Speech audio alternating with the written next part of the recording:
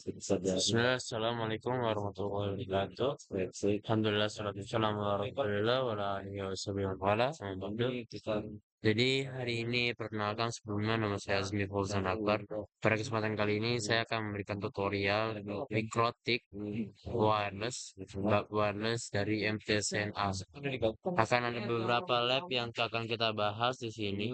Pertama, lab yang akan kita kerjakan adalah wireless peer-to-peer. Di sini saya akan memperkenalkan apa itu secara wireless dan penggunaannya di mikrotik ini. Akan ada banyak yang akan kita bahas. Wireless peer-to-peer. Di sini saya akan menggunakan hanya satu router sebenarnya. Sebenarnya wireless peer-to-peer ini menggunakan dua router, tapi pada saat ini kita akan menggunakan satu router saja. Terus selanjutnya akan ada pembahasan tentang MAC address filtering. Akan ada dua lab yang akan kita kerjakan. Pertama adalah access list, dan saya akan menjelaskan apa itu access list. Yang kedua adalah connect list. Dan yang ketiga adalah NSStream. NSStream adalah sebenarnya adalah fungsi yang memusatkan sinyal wireless kepada perangkat tertentu. Jadi kita akan belajar tentang apa itu NSStream dan kegunaannya. Dan selanjutnya akan ada praktek yang akan kita lakukan kepada NSStream tersebut. Sini kita akan menggunakan sebenarnya harusnya dua. Ada access point dan station. Tapi pada kali ini kita akan menggunakan satu router saja. Baiklah, selanjutnya akan ada about WDS atau apa itu WDS. Nantinya saya akan jelaskan sebenarnya apa itu WDS, kegunaannya, dan perbedaan WDS dan repeater. Di sini akan ada dua bab atau dua lab. Pertama ada WDS dynamic dan yang kedua adalah WDS static. Keduanya memiliki perbedaan yang cukup cukup lumayan berbeda, tapi akan ada kejelasan nantinya di sana. Dan yang terakhir adalah virtual access point atau access point virtual yang akan kita buat pada fitur wireless. Nanti saya akan menjelaskan apa itu virtual access point. Dan mungkin kita akan mulai praktek dari peer-to-peer secara wireless. Tapi sebelum itu akan saya jelaskan apa itu peer-to-peer secara wireless. Peer-to-peer, mudahnya, peer atau yakni link atau hubungan satu router dan satu router tetangga lainnya. Tentunya kita sudah biasa dengan hubungan peer-to-peer menggunakan kabel, di mana langkahnya cuma satu, menolak kabel antara kedua router, dua, memberi IP address di Ethernet yang dicolok, tiga, tes ping dan berhasil. Tapi kali ini kita akan menghubungkan dua router, tapi kita akan menggunakan metode atau teknologi wireless. Akan dibutuhkan dua router sebenarnya, tapi saya akan menunjukkan dengan satu router saja, hanya untuk contohan.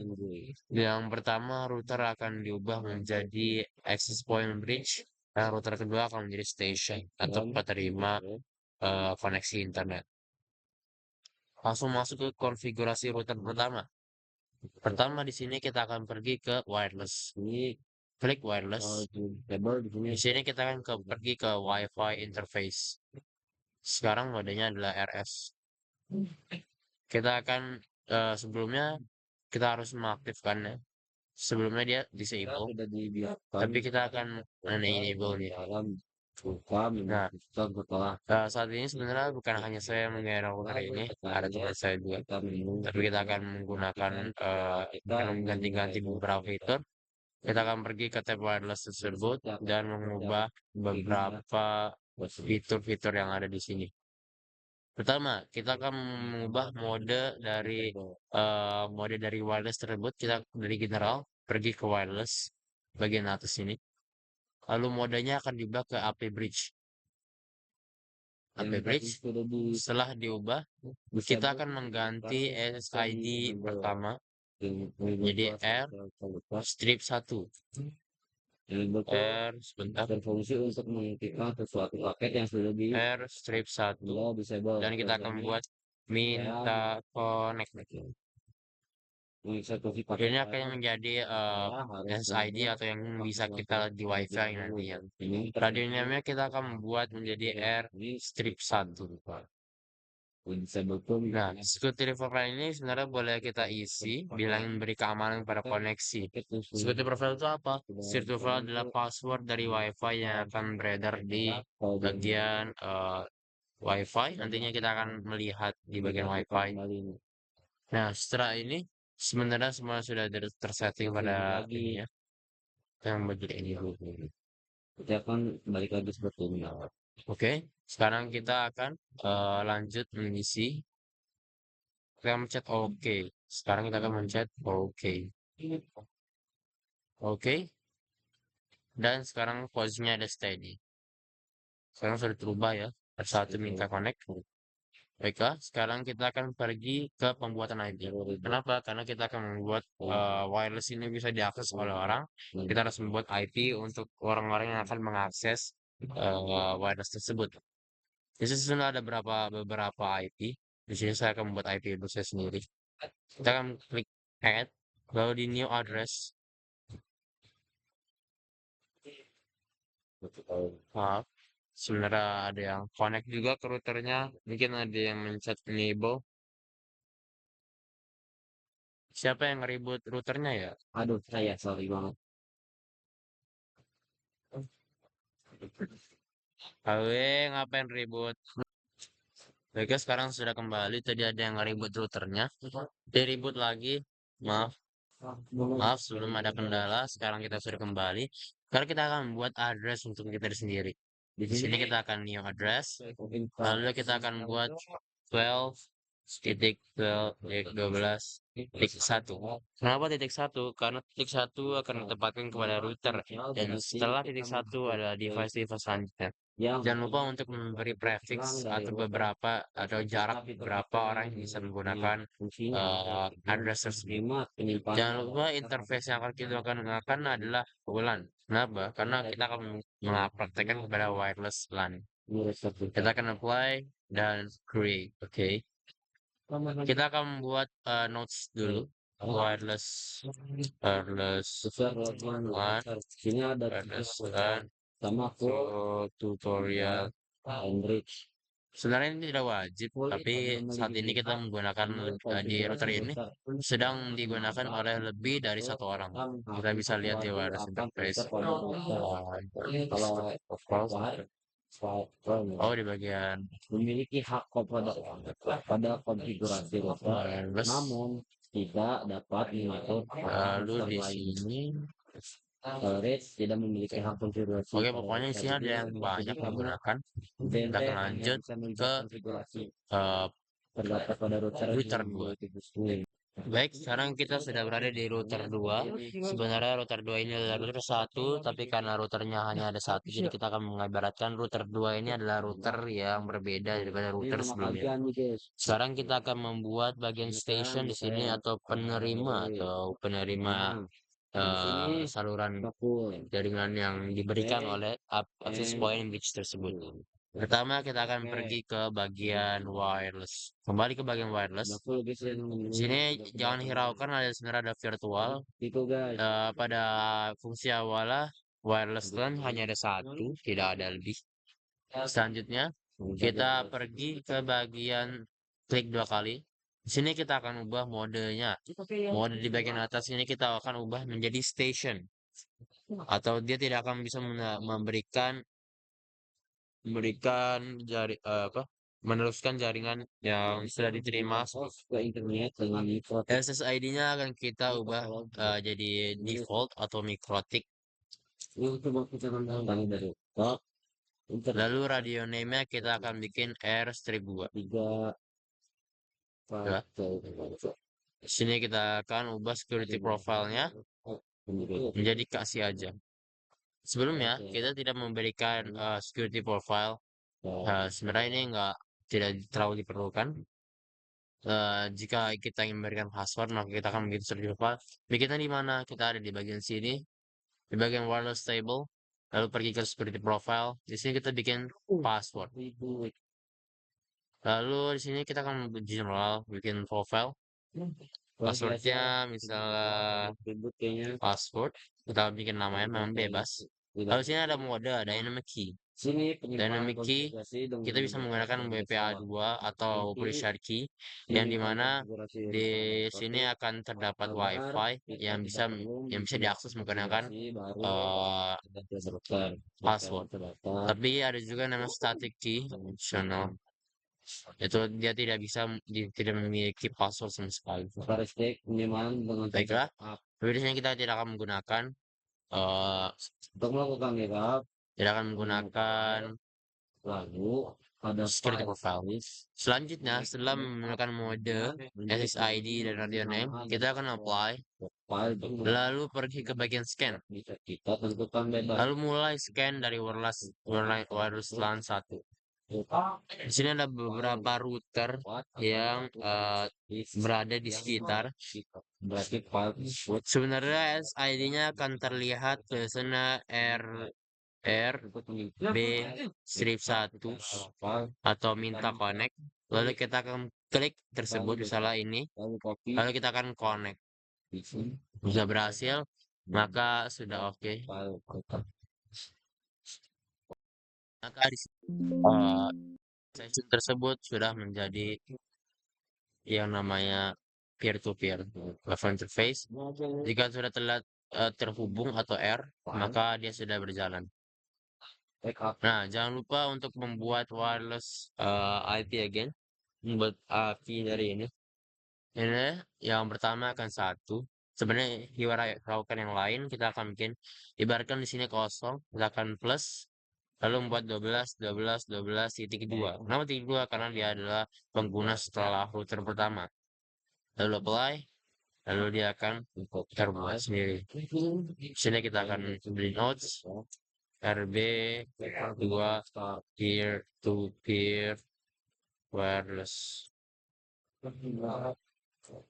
Nah, seharusnya ketika sudah menyelesaikan ini kita bisa ping menggunakan new terminal. Tapi karena di sini hanya menggunakan satu router, maka tidak akan bisa terjadi ping. Karena mereka tidak saling terkonek. Karena mereka adalah router yang sama. Nah, selanjutnya kita akan belajar tentang apa itu MAC address filtering di bagian access list. Baik, sekarang kita akan mulai belajar tentang apa itu NStream, apa itu MAC address filtering. Di bagian MAC address filtering access list. Access list adalah salah satu cara mendaftarkan MAC address station mana saja yang boleh terhubung ke access point. Nantinya kita akan membatasi orang-orang yang bisa terkoneksi dengan router kita. Jadi hanya beberapa router yang bisa terhubung dengan kita.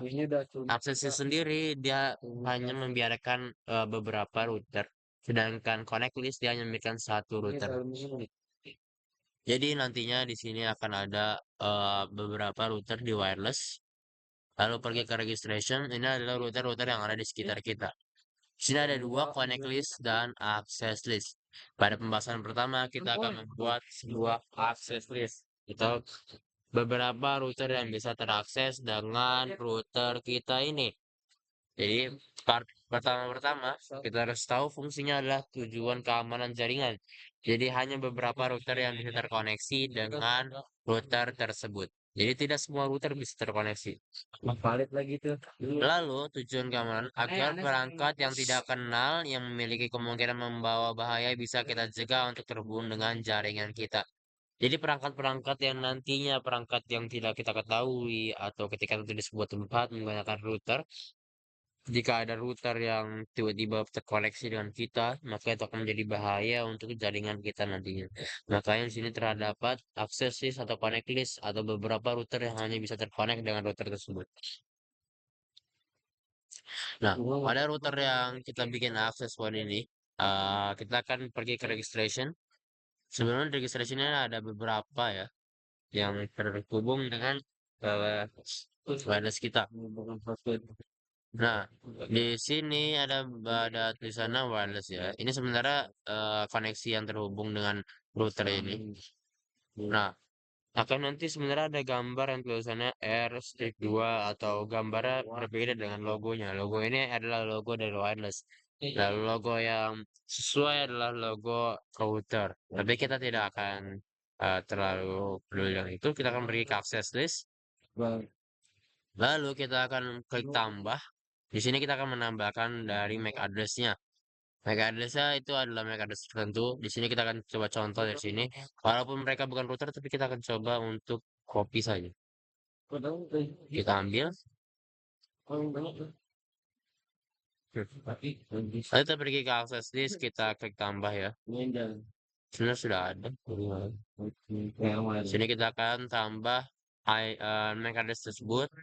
Lalu hanya oke dan sudah tertambah. Atau akses disk tersebut atau router terus bisa terhubung dengan kita. Nah, jadi mereka diterima di sini fungsinya. Sedangkan connect list berbeda dengan akses list yang bisa menerima beberapa router. Connect list hanya menerima satu. Jadi ketika kita sudah mendaftarkan satu router, maka router selain router tersebut tidak akan bisa connect ke dalam router kita. Kita akan beri contoh di sini. Plus, bulan 1, MAC address-nya ini. Lalu ketika kita apply, lalu connect, oke. Maka tidak bisa ada router lain yang bisa connect ke dalam kecuali router tersebut. Jadi hanya bisa menggunakan satu ya. Nah, baik, mungkin sekian. Jika ada pertanyaan bisa tulis di kolom komentar. Selanjutnya kita akan membahas tentang NSStream dan cara gunanya. Baik, sekarang kita akan masuk ke dalam pembelajaran NSStream. Terus sebelum itu kita harus tahu dulu NSStream itu apa. NSStream adalah fitur mikrotik yang memprioritaskan satu sinyal wireless kepada perangkat tertentu. Tujuan dari protokol NSStream adalah menguatkan link antara device serta memaksimalkan throughput. NSStream ini merupakan salah satu fitur wireless di mikrotik yang berfungsi untuk meningkatkan kerja wireless. Sebagai contoh, sebagai peningkat wireless yang jaraknya jauh. Tugas NSStream seperti menstabilkan keadaan wireless network. Nah, jadi gunanya NSStream ini adalah ketika ada satu satu device yang terkonek kepada router kita, yang router kita sudah terkonek pada internet, maka ketika kita menggunakan NSStream, maka jaringan tersebut akan stabil atau throughputnya santai atau throughputnya tidak naik, tidak turun, ada di tengah-tengah. Jadi untuk memprioritaskan atau menguatkan sinyal yang bisa didapatkan dari router tersebut. Sekarang kita akan beri contoh. Pertama, pergi ke wireless. Kedua, aktifkan wireless. Kalau sudah, kita akan buat wireless di sini. Kita akan di sini ini connect list ya. Salah. Di wireless interface. Pertama kita akan membuat ini dulu. Sebenarnya nggak usah. Jadi kita akan di sini ya. Lalu kita akan ubah mode dari sini dari AP bridge. Jadi kita sudah membuat jadi AP bridge. Terus kita akan ubah SSID-nya menjadi NSStream. Sebentar. NSStream Azmi. Lalu jangan lupa NSStream A. NSStream A. Radio name tersebut. Ketika sudah, kita klik OK. Selanjutnya, kita akan buat di bagian router kedua atau konfigurasi station. Jadi, ibaratkan kita sudah berada di router 2, kita akan klik lagi. Lalu di router kedua ini kita akan ubah mode tersebut menjadi station. Lalu kita akan menggunakan SSID mikrotik biasa ya. Mikrotik. Lalu radio name-nya kita akan ubah menjadi NSStream B. Nah, setelah itu kita akan apply dulu. Lalu kita scan. Nah, ibaratkan di sini sudah berada NSStream A. Lalu kita akan klik itu. Misalnya ini, kita akan connect. Sebenarnya kita tidak bisa ya. Jadi kita akan oke aja. Nah, jika sudah, maka selanjutnya kita pergi ke bagian access point. Sebenarnya kalau mereka misalnya sudah run, maka itu sudah terjadi kesamaan. Nah, selanjutnya di bagian router access point kita harus membuat IP seperti biasanya. Jadi kita sudah bikin IP ya. Lalu di bagian station kita juga harus buat. Ini sebenarnya saya jelaskan lagi, saya hanya menggunakan satu router yang sebenarnya tidak bisa dipraktekkan untuk bagian NSRIM ini. Jadi kalian harus menggunakan lebih dari satu router.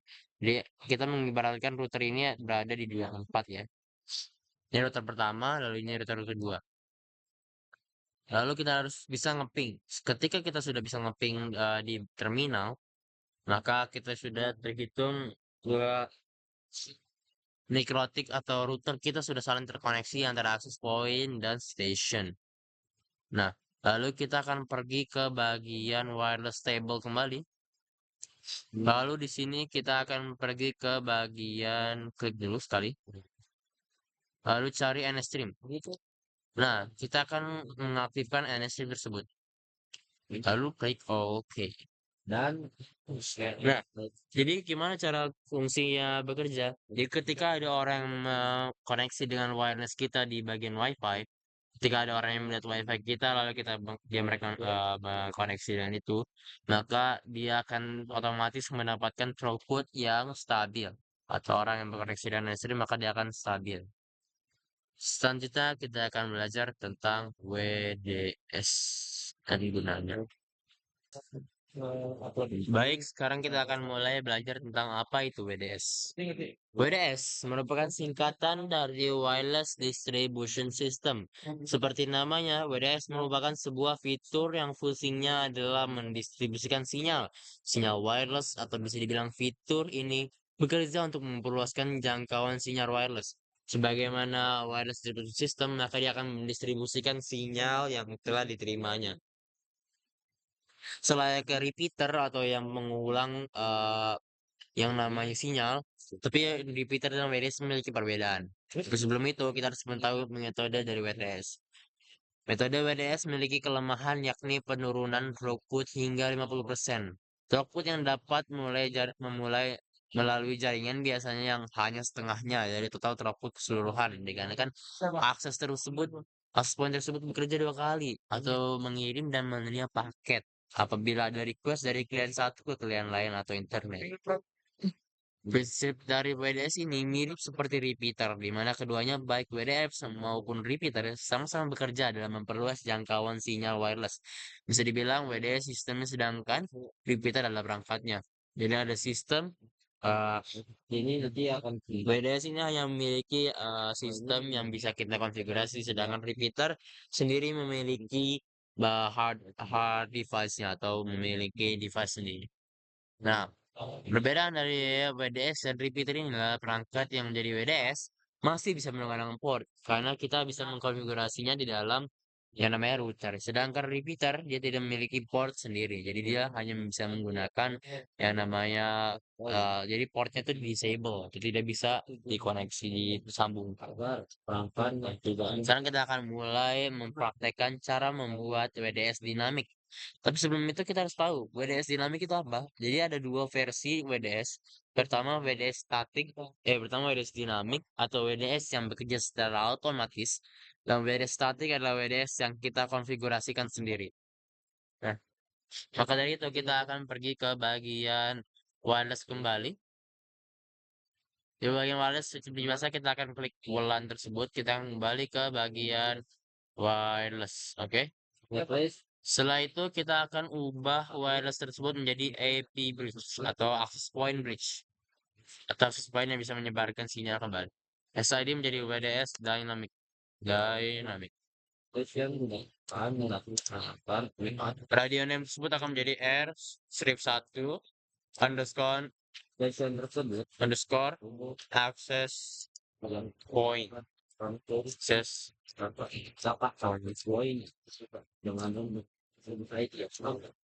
salah ini sudah. Setelah itu kita akan apply lalu oke. Apply lalu oke. Selanjutnya kita akan beri ke bagian bridge di wireless.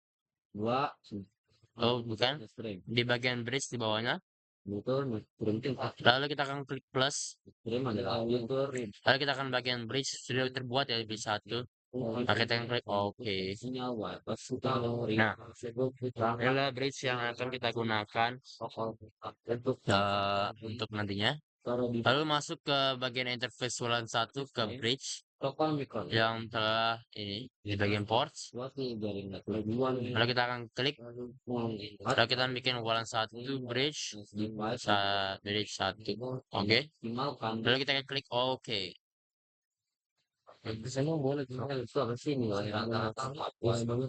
Satu. Oke, karena dia sudah terbuat, jadi kita masuk lagi. Karena sedang kembali, router ini tidak digunakan oleh saya sendiri karena IDM belum menyediakan router untuk anak-anak TKJ. Ya, kembali ke bagian wireless table. Dan close dulu biar lebih kelihatan. Lalu kita akan pergi ke bagian interface WDS. Di sini interface WDS. Lalu kita akan ubah menjadi dynamic. Baik, setelah itu kita akan ubah jadi bridge 1. Setelah itu kan apply, lalu oke. Nah, selanjutnya kita akan ubah konfigurasi router station. Jadi ibaratkan kita sekarang sudah pernah jadi router 2. Kita akan pergi ke bagian jadi kita akan berganti router, lalu ubah jadi station WDS. Setelah itu kita akan ubah menjadi SSID WDS dynamic sudah ke, and then R-2. Ini jadikan R-2 underscore station. Dia akan ubah menjadi underscore station. Nah, setelah itu kita akan apply lalu oke. Kembali lagi ke bridge, kita akan membuat bridge lagi. Ini sudah di router 2 ya. Kita akan bikin bridge lagi seperti biasa, sudah saya bikin ya. Lalu akan ke bagian ports, lalu membuat hal yang sama. Hal yang sama. Nah, sekarang kita akan kembali ke bagian wireless tables. Lalu kembali ke sini. Selayaknya yang tadi dinamik, lalu apply, lalu oke. Maka dari itu kita telah membuat yang namanya WDS static. Sebenarnya biasanya akan menjadi DSLA. Tapi karena hal yang berbeda jadi ya mereka tidak bisa saling terkoneksi. Baik, selanjutnya kita akan belajar tentang WDS static. WDS static sebenarnya selayaknya hal yang sama ya. Tapi perbedaannya hanya terhadap di bagian di wireless. Lalu klik bagian WDS. Lalu kita ubah interface WDS. WDS dan mic pertama di sini kita di sini kan sudah membuat ya sebentar. Oke, kita akan ubah menjadi namanya WDS. Sebentar. Oke, di sini kita akan mengubah WDS addressnya. Sebenarnya MAC addressnya ya. Saya akan memberikan contoh dan oke, maka dia akan membuat sebuah WDS. Nah, layaknya di hal yang sama seperti di wireless ya. Baik, setelah kita membuat WDS static, kita akan lanjut untuk membuat yang namanya virtual access point atau bab terakhir. Selanjutnya kita akan belajar tentang apa itu virtual access point. Virtual access point ini merupakan sebuah bentuk interface wireless virtual yang berarti interface itu tidak memiliki port fisik pada router namun bisa berfungsi dan dihubungkan. Prinsip virtual access point ini berarti si router akan membuat sebuah interface wireless virtual yang menginduk ke interface fisik router. Interface virtual tersebut kemudian dikonfigurasikan sebagai access point yang siap dihubungkan oleh station yang berminat. Note, karakteristik dari interface virtual akan mengikuti interface induk, diantaranya adalah channel width, band, dan frequency. Nah, jadi sebagaimana wireless LAN di sini yang ada di wireless atau port yang bisa dihubungkan, virtual access point adalah hanya menambahkan port yang bisa dikoneksikan ke dalam. Oke. Sekarang kita akan mulai praktek. Kita akan klik saja di sini. Lalu ke bagian wireless. Lalu ubah modenya menjadi AP bridge atau access point bridge. Lalu kita akan ubah menjadi SID-nya 01 strip Wi-Fi strip Azmi. Lalu kita akan ubah menjadi SID name RB strip Azmi. Lalu klik OK. Setelah itu kita akan buat di bagian plus dan klik virtual. Nah, sini kita akan membuat mode yang sama AP bridge. Master interface ada 91. SSID-nya kita ubah menjadi 02. 02 strip Wi-Fi strip Azmi. Nah, setelah itu kita akan klik OK. Kita sedang membuat sebuah Wi-Fi virtual. Nah, kita di sini akan membuat 3 contoh ya, 3 contoh untuk membuat WiFi tersebut. Klik lagi WDS, lalu kita akan buat lagi WLAN 1. Bukan WDS ya, salah. Kita akan membuat virtual lagi, virtual. Lalu kita akan ubah channel name-nya menjadi 02 strip WiFi strip WiFi teras. Mulai lalu OK. Nah, sedikit saya akan memberikan bagaimana cara kita melihat apa yang sebenarnya terjadi. Baik, sekarang kita akan melihat di bagian sini. Dia sudah membuat 3 ya. Lalu kita akan klik WiFi. Di bagian sini terdapat ya 2. Pertama 01 WiFi Azmi, kedua 02 WiFi Azmi lagi. Baik, mungkin sekian dari saya. Terima kasih sudah menonton tutorial 30 menit. Wassalamualaikum warahmatullahi wabarakatuh.